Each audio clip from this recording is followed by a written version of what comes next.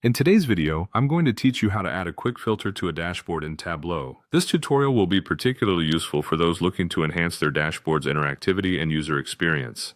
Adding a quick filter allows users to interact with your data more dynamically, helping them isolate and focus on specific elements within your data set. So, let's dive into the steps involved. First, you'll need to open the Tableau Public app. If you're not familiar with it, Tableau Public is a free tool that lets you create and share interactive charts and graphs.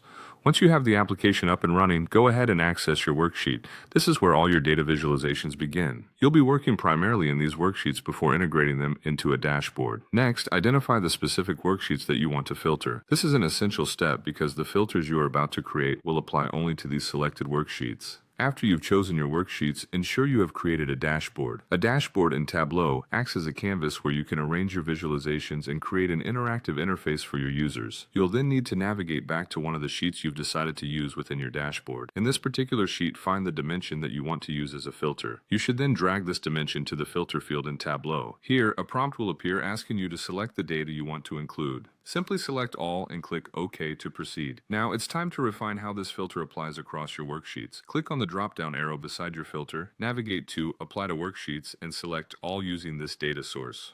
This ensures that the filter will be uniformly applied to all relevant sheets using the same data set, creating a seamless interaction experience.